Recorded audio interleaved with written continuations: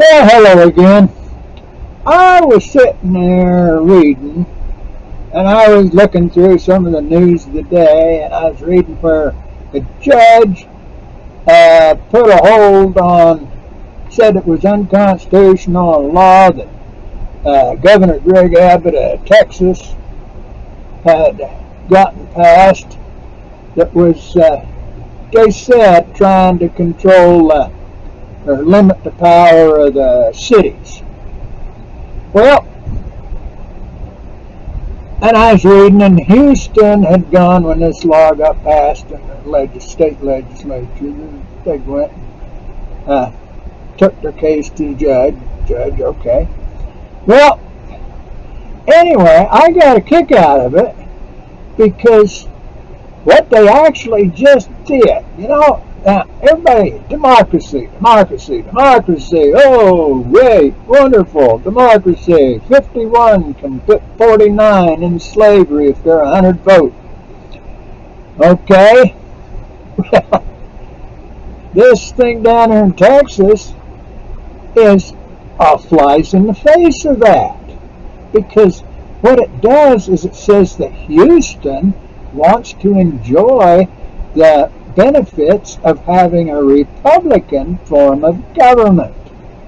Now, a Republican form of government is where each individual area has their own culture, even language, I guess, if you want to get right down to it.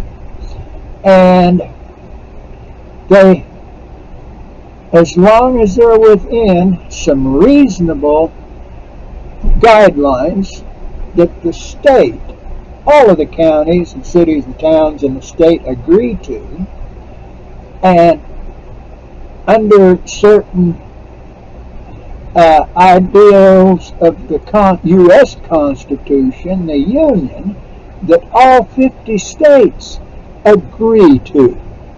See, now that's the way a Republican form of government is supposed to work. We don't have.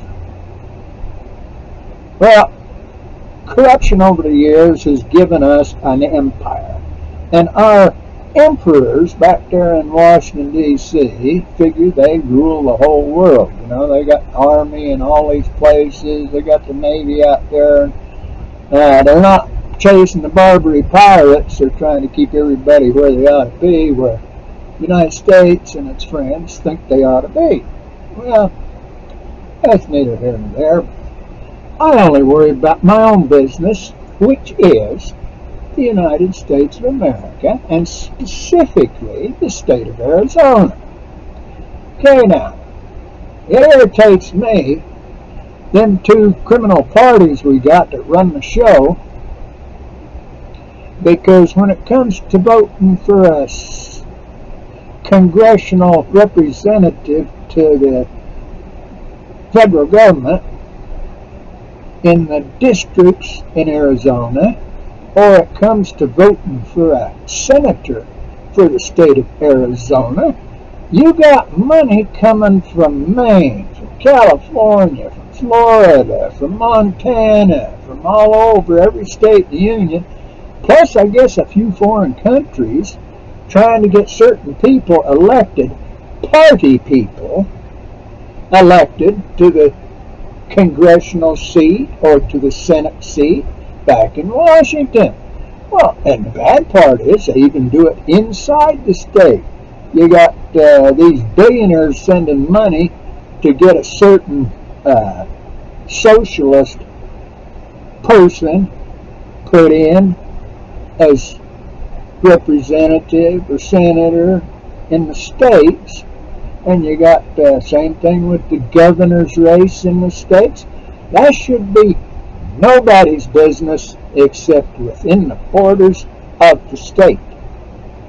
Now, I get a kick out. I was just sitting there and I was looking, and I got to reading, and I went and had a question. And it's always bugged me, everything I hear about the Commerce Clause. That Article 1, Section 8, whatever it is, it says they can control the commerce or regulate commerce between the nations, the United States, or between the nations and Indian tribes and such and such. Well, if you go with the simple definition of commerce is trading commodities.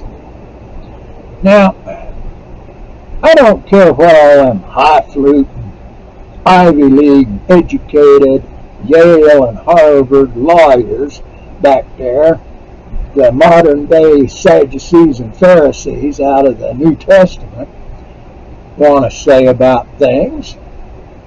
I think that the proper word for that deal back there might have been, if they want to argue with that commerce being strictly the trade in commodities, buying and selling commodities and stuff, which apparently the Founding Fathers intended, perhaps they should have used the word intercourse, which is connection or dealings between persons or nations. Then it goes into the sex stuff for definition too. That's my cheap little book that I got here. It's a Webster's all-in-one dictionary thesaurus. It's all us poor kids can afford, but I look stuff up on the computer if I'm questioning things. I got into a thing that was from Cornell University, I think it is. But it was an explanation about the Commerce Clause.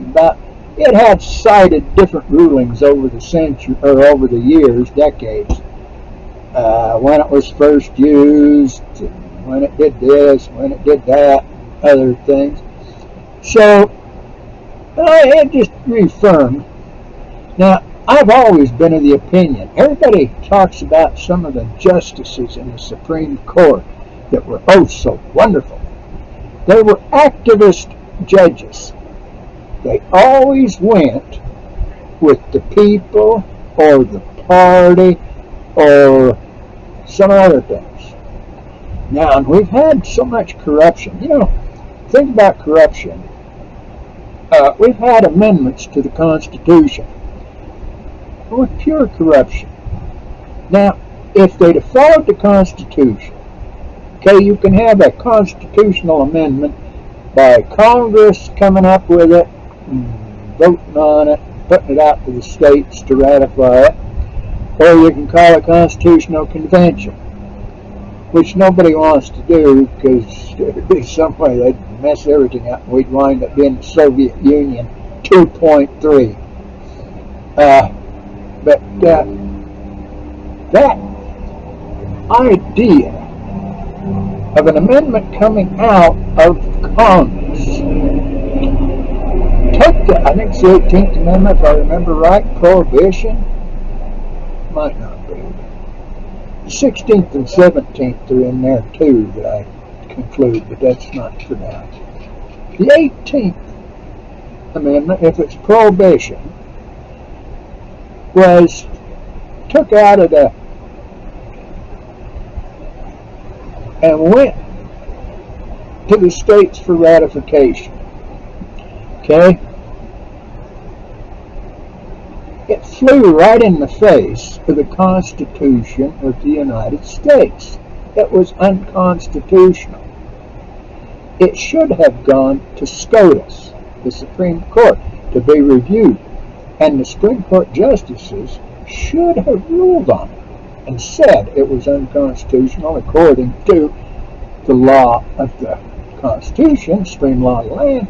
But maybe they wouldn't have because maybe it was an activist court in those days, you know, with all these women out there and people banging the drums and ooh, demon rum and everything else. Okay, but it brought about Al Capone and a bunch of guys. It brought about the ATF, it brought about the FBI, it caused all kinds of unconstitutional problems. Okay? And finally it was de-ratified. Okay?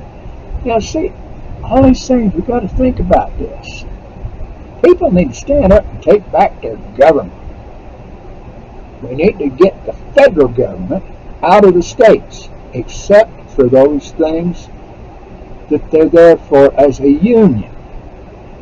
We need to get the states to understand the cities don't have to do necessarily what all surrounding communities want.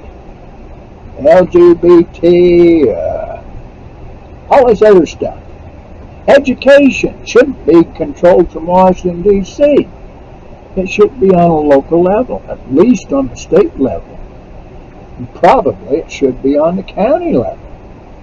Never know. But anyway, think about it.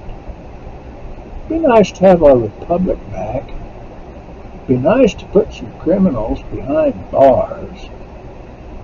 Gee, we could empty out Washington, D.C. pretty much and start over if we did that. Trump's the least of the problems back there as far as criminality. Oh well, have a good day, and everybody, I ask God to bless y'all. We'll talk again.